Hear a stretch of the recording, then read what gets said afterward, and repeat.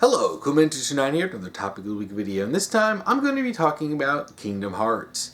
I recently got into Kingdom Hearts, and by recently I mean within the last 8 or 9 months, and I finally finished Kingdom Hearts 3. So I decided, you know what, I want to do some Kingdom Hearts topics. This topic was submitted by Angel89 on the Discord, and her topic is: what are your favorite worlds in all the Kingdom Hearts games? Favorite boss fights? Favorite Keyblades? And what made you decide to finally get into Kingdom Hearts? Okay, I'm going to start with that last part and how I got in, because I've got a story to tell about how I got into Kingdom Hearts. I remember way back when I was in middle school, when Kingdom Hearts first came out, and I remember when I first heard about this. Disney and Final Fantasy, I just kind of scoffed at it. I thought it was ridiculous. I'm like, that sounds kind of dumb. So I never checked it out. And I also didn't have a PS2 at the time, so I couldn't play it even if I wanted to. I wouldn't get a PS2 until late high school, long after the PS3 came out, because I bought one for cheap off of a friend who had moved on to the next console generation and didn't play his PS2 anymore. I wouldn't actually have anything else going on with Kingdom Hearts until it was 2011-ish. It was around that time. I had a friend of mine who had a copy of the original Kingdom Hearts on a PS2, and I don't remember how it happened, but I ended up talking about it. I mentioned I was kind of interested in getting into it, so he lent me his copy. Played it. I did my absolute best. I couldn't finish it. The gameplay was clunky, which, it was kind of an experimental title at the time, so I guess that just kind of comes with the territory, but I managed. Then, tried to get through the ridiculously convoluted level design. I was playing through the game, and somehow in the Tarzan level, I ended up going backwards through parts of the level. How does that happen? It's just, I found myself, confused, why doesn't this work? And I realized, I was looking through a guide, and oh, I went backwards. What? But I managed. I persevered through the terrible gummy ship sections, through the clunky controls and the awful level design, until I got to Wonderland. Oh boy. That level is a convoluted mess. I literally had my laptop open with a guide playing through it step by step, and I still got lost. I tried playing through that level for hours. I rage quit. I got so fed up with it. I couldn't take it. It was so convoluted and complicated. It wasn't fun. I was having hours and hours of just being pissed off, so I stopped. Eventually I gave the copy back to my friend, saying I just couldn't finish it. I was really interested in the story, which is a funny thing. It's I really loved the story, but the gameplay,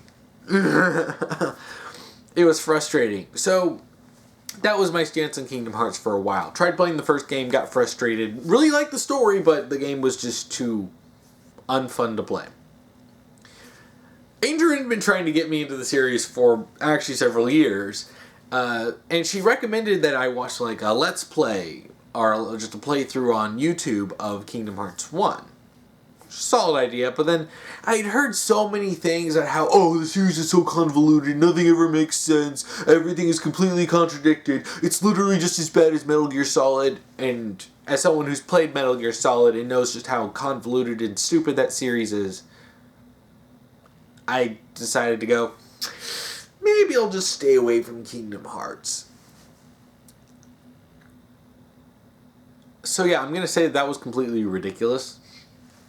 Eventually, with some more friends trying to get me into Kingdom Hearts, I was suggested this one specific playthrough. This guy who does a bunch of Kingdom Hearts games. Really good at them, especially games like Kingdom Hearts 1 and Chain of Memories. He just blows through those. So I decided, alright, you know what, fine. I'll check out the first game. So ultimately I watched Kingdom Hearts 1 and Kingdom Hearts Chain of Memories with this guy's playthroughs. Then I started from there in Kingdom Hearts 2 playing the games myself, because Adrian got me the 2.5 collection as a gift, so I said, I'll play through this. So I ended up playing through basically the entire series. I played Kingdom Hearts. I watched Kingdom Hearts 1 and Chain of Memories on a playthrough because there's no way I'm going to ever play those games. Played Kingdom Hearts 2, played Days, played Recoded, Birth by Sleep, Dream Drop Distance, and Kingdom Hearts 3. I think that's all of them. Yeah, I even went through Recoded. I actually quite like Recoded. And Kingdom Hearts 3. Oh yeah, 2. I did 0.2, the Aqua story. Loved all of that. And I have to say, the whole convoluted nature is completely overblown. Like, okay, I've played Metal Gear Solid. Where did I put that? Here we go. I have Metal Gear Solid Collection. I have played through a bunch of these games. Some of them I really like. But the actual overarching canon is a complete mess. It's convoluted and completely nonsensical. Let me tell you that. Kingdom Hearts is nowhere close to as convoluted as Metal Gear Solid. I actually really enjoy the story of Kingdom Hearts. Sure, there's a lot going on, but I don't find it to be overly convoluted. I mean, even when you throw in stuff like the the back cover movie. Almost forgot, I watched that too. I found it to be relatively easy to follow. And yeah, there are obvious retcons at points in the story, but it all feels pretty solid. So if anyone is watching this and you've heard, oh wow, Kingdom Hearts, it's just this complete convoluted mess, nothing ever makes sense, that's a lie. People are blowing it way out of proportion. If someone just tries to explain it all to you immediately, then that's going to sound convoluted. Because if you want to try to condense like nearly 20 years of gaming of a story, of an ongoing story into like a 20-minute explanation, it's going to sound pretty ridiculous.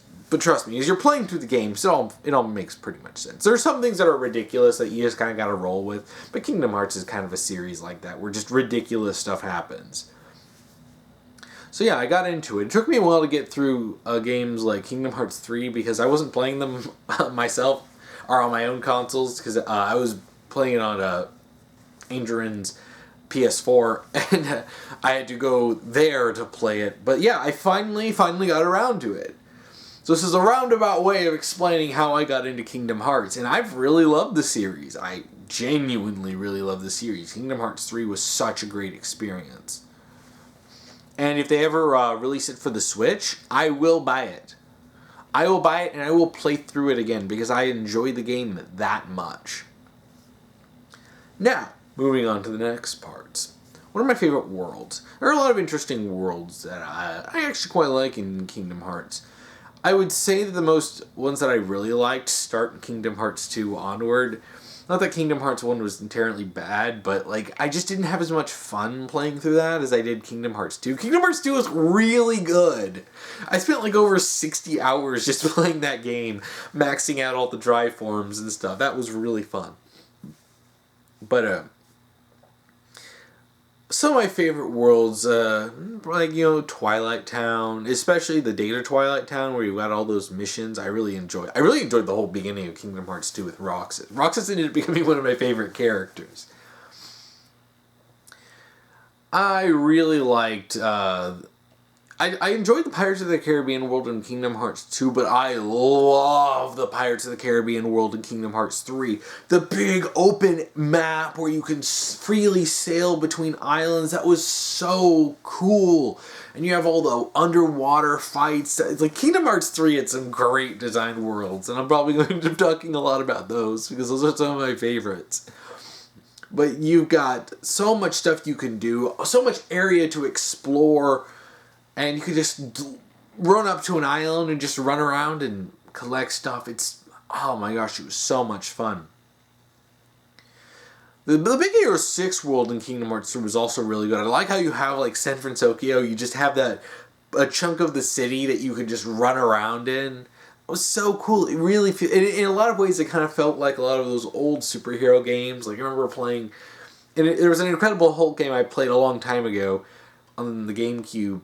And it kind of felt a little like that, where you had this big map that you could run around in, because it really kind of gave me some nostalgia for some of those games. I actually really loved the, like in the end of Kingdom Hearts 2, the world that never was and the castle that never was. I really enjoyed those.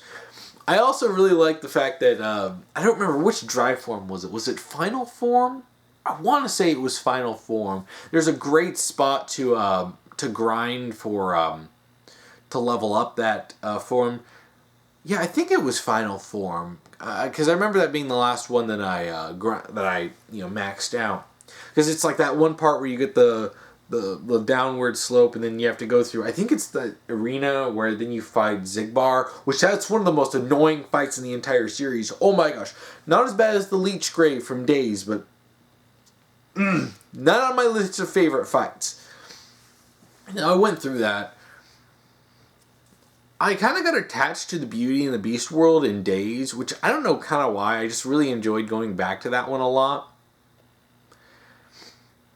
I love the Lilo and Stitch world when you're in the space in Birth by Sleep. I actually think it would be really cool if we let the, if they eventually, and I don't know if this is a new game or like Kingdom Hearts 3 DLC or whatever, where you give the Wayfinder trio the rest of Lilo and Stitch, where they get to actually finish out the storyline, because you only saw the beginning part of Lilo and Stitch. It's like the first, 15-20 minutes. I'd also like to see Sora, Kairi, and Riku in that area too, because of, Hawaii, Tropical Island, and stuff. Anyway. I also enjoy the Neverland area and Birth by Sleep as well. There's a lot of good stuff in Birth by Sleep. I also really love Radiant Garden, especially in Birth by Sleep, because there's a lot of good areas to grind there. I mean, I really like seeing going from like Kingdom Hearts 1 to, now, where you actually get to see, Birth by Sleep, how it was Radiant Garden, and then what it became, and then all of a sudden it gets turned back into Radiant Garden, and by the time you get to Kingdom Hearts 3, it's been restored. So please let us see the Radiant Garden Restoration Committee, please, please, please. I know they're Final Fantasy characters, but please. So it's really heartwarming to see that over the course of the series. I love the Frozen world, but mainly it's because I really love Frozen. I thought it was so funny how Hans doesn't have a single line and you don't get any context to anything going on with Hans. It's kind of funny. I just wish we got a little bit more with Hans, because he actually is he's a significant character to Frozen. But overall, it's a really fun world, and I really enjoyed playing through that. Yeah, okay, so I think I'm going to cap it on worlds, because I could go on more, but there are a lot of worlds in Kingdom Hearts. Like, I could talk about the Tangled world, I could talk about, the whole final area, the Keyblade Graveyard, and not just Birth by Sleep, but also the amazing rendition of it in Kingdom Hearts 3. But I think I'll stop right there. I don't want to get too spoilery in this. Favorite boss fights. Okay, so this is going to be a little spoiler. Some of my favorite boss fights are indeed long end of games. I have to say that in Kingdom Hearts 2, the Roxas boss fight near the end of the game was one of my favorites. It was tough, don't get me wrong. It was tough, but the good kind of tough. The one that it made you wanna persevere and beat him. I can't remember. I think I beat him on my first try, if by the hair of my chin. But I think it was I think it was the first try or second or third. I think it was first try. I don't remember. But it didn't take me too long, because I felt like it was a fair challenge going against Roxas, because he's strong, he has a hell of a lot of health, and he has a lot of moves he can do. But I thought it was a really fair fight, and one of the most fun boss fights I had. I also really liked the Luxord fight in Kingdom Hearts 2.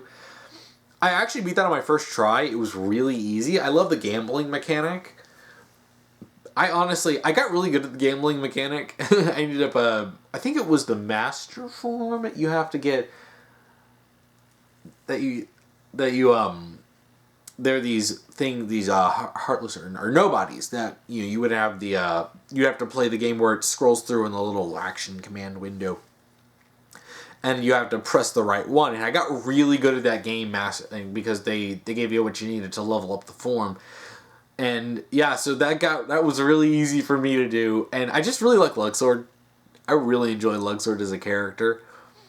So, and it was a fun boss fight. Didn't enjoy Xemnas. It wasn't horrible, but gosh, did it drag on. Now, another one of my favorite boss fights is Roxas from Recoded. This one is basically the final boss. And let me tell you, the boss rush at the end of Kingdom Hearts Recoded is absolute hell. I went through that entire thing. It's boss after boss after boss after boss after boss after boss, and oh my gosh, it is frustrating. I beat it, but holy crap, it just kept throwing you into boss fight. You have to repeat boss fights over and over and over. And I was just so tired. P, Riku, Maleficent. It was just... Then you had the dark side fight, and it's like, oh my gosh. And then you get to Roxas. You fight Data Roxas. That is the best boss fight in the entire game. Because, like Kingdom Hearts 2, it's challenging but not too much. It feels like it was balanced very much for the handheld. Unlike the other parts, it didn't feel overly difficult. It just felt very nice. And I really like Roxas anyway, so that was really nice. And I didn't feel frustrated by it. It actually felt like a really good way to end the boss fights, just because, oh, here's an actual good boss fight. There's some other boss fights. It's funny looking at some of the other boss fights. I enjoy the end game ones. I'm thinking about this. The more I think about it, I really enjoy the end boss fights. Now, this one's going to be a big spoiler for Kingdom Hearts Days. So, if you haven't played Days or don't know what it is, I highly recommend go playing Kingdom Hearts 3 Days. Or Kingdom Hearts Days. 358 over 2 days. It's ridiculous. Though, I would recommend playing Kingdom Hearts 2 before Days. Because Days basically explains a lot of the backstory in Kingdom Hearts 2. And Kingdom Hearts 2 really kind of works better if you don't know that, because then you're in the same boat as Roxas. Anyway. Spoilers for Kingdom Hearts 358 over 2 days. My favorite boss fight in that is the Xion fight. Oh my gosh. You would think, especially going through a gauntlet of several areas, that it would be the most frustrating fight. It's really not. I genuinely enjoyed it. Now, maybe it's because I played Days and Recoded on my 3DS, so I had the circle pad, which, oh my god, I highly recommend. If you're playing the DS games, play them on a 3DS, because they really help. I mean, I got Sonic Rush right now. Here I'm playing on the final level, the final boss for Blaze, but anyway. I really enjoyed the Xion fight, especially that last part where you're right in front of the clock tower in Twilight Town. You have this, like, arena in the air, and you're fighting her. And, man, it was just such a good fight. It wasn't too hard. It felt very well balanced. It was tough, but not absorbently so. And it was just really fun. There are a lot of good boss fights in Kingdom Hearts 3 that I basically really enjoyed. But, okay, no, let me talk about Birth by Sleep first, because my favorite fights in Birth by Sleep was actually the final ones. Mainly because I totally cheesed them. Because I got to the Ericus fight in Birth by Sleep, and I was, like, stuck. I'm like, holy crap, he's destroying me. So I was, like, level 20, something 25 or so. I leveled up to, like, level 45.